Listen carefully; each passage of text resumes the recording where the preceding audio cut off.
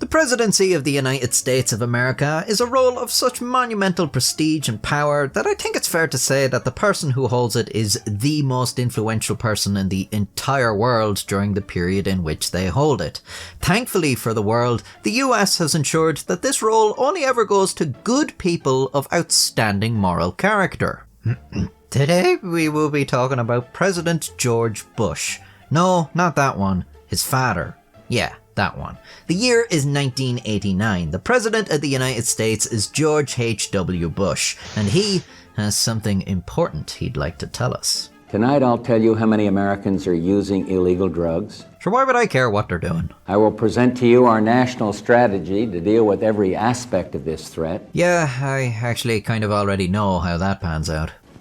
This is crack cocaine. He bought a bag! The absolute madman! Seized a few days ago by drug enforcement agents in a park just across the street from the White House. What?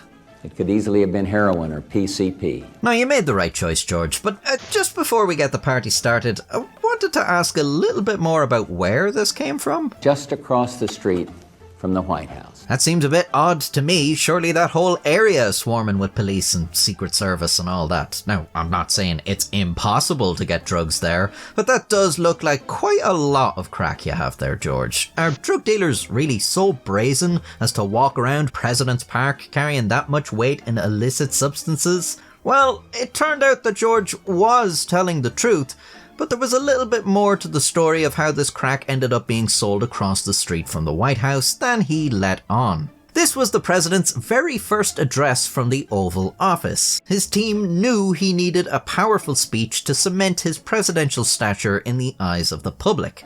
So what would it be about?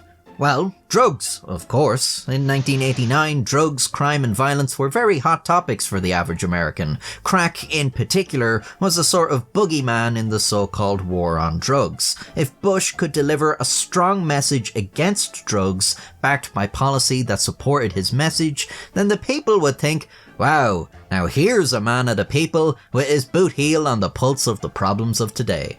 In planning the speechwriters noted that none of them had actually ever seen crack in person, but they had heard it looked as innocent as candy. That's basically a marketing home run. Americans had been told about how evil crack was for well over a decade. They were conditioned to be terrified of this stuff. Then you show them some and you say, it looks like candy.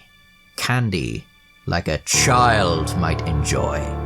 Crack, evil. Candy. Children. That's it. The president has to hold up some crack and he has to say, it's as innocent looking as candy. Okay, this speech is writing itself now. For the full effect, we just need to make sure that this is real crack from a real drug bust.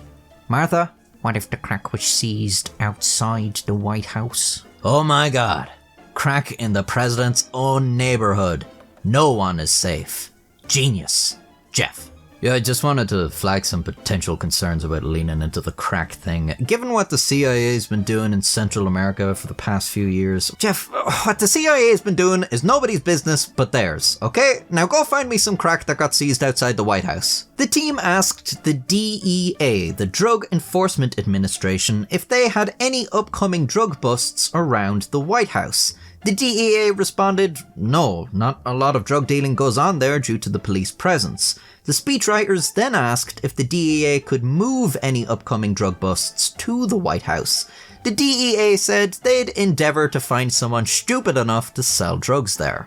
The DEA had undercover agents talking to a bunch of known dealers in the wider area, one of which was 18-year-old Keith Jackson. A high school senior with no prior criminal record, Jackson was considered small time, and agents had hoped he could provide some information on more powerful players. They arranged a crack sale with Jackson and asked him if the deal could go down near the White House. Obviously not one of his usual haunts, he replied, "Where the fuck is the White House?" Jackson did eventually find his way to Lafayette Park, where he sold an undercover agent 3 ounces of crack cocaine for $2,400. He was arrested, and a few days later Bush was on TV showing the world his crack. The DEA had been following Keith Jackson's drug dealing before the bust at Lafayette Park, so he was hit with more than one charge. In 1990, he was convicted on 3 counts of selling cocaine. Despite this being his first criminal offence, he was given 10 years imprisonment. The judge in the case was Stanley Sporkin, who had been general counsel for the CIA from 1981 to 1986.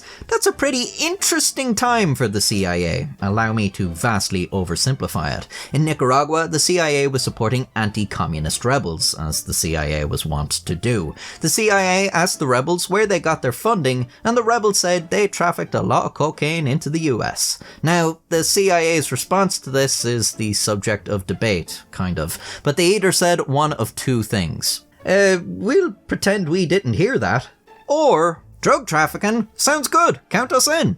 So it's perhaps somewhat questionable that this guy was in a position to judge someone for selling crack cocaine, but Sporkin seemed to somewhat sympathise with Keith Jackson and his 10-year sentence, saying, "Bush used you, in the sense of making a big drug speech, but he's a decent man, a man of great compassion. Maybe he can find a way to reduce at least some of that sentence." That's a bit like saying, maybe God can find a way to prevent me from shooting you. Like, why are you trying to leave it with him? It's you making the decision. You're the judge. Well, Sporkin actually didn't have a choice. Congress had passed mandatory minimum sentencing laws in 1988 as part of the war on drugs. Because one of Keith Jackson's charges was selling crack within 1,000 feet of a school, Sporkin had to sentence him to 10 years, so it really was only Bush who could commute the sentence. So how did George H.W. Bush, a decent man of great compassion, react to the news that a high schooler was going to prison for 10 years on his first offence? The man went there and sold drugs in front of the White House, didn't he? I can't feel sorry for this fella. Well, alright then.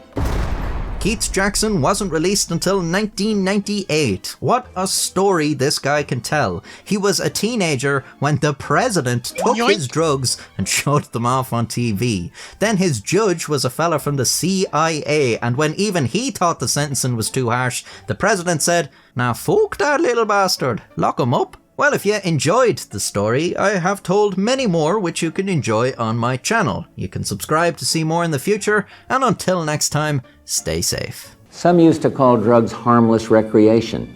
They're not. Drugs are a real and terribly dangerous threat to our neighborhoods, our friends, and our families. No one among us is out of harm's way.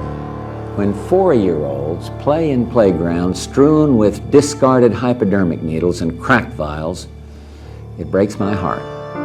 When cocaine, one of the most deadly and addictive illegal drugs, is available to school kids, it's an outrage. And when hundreds of thousands of babies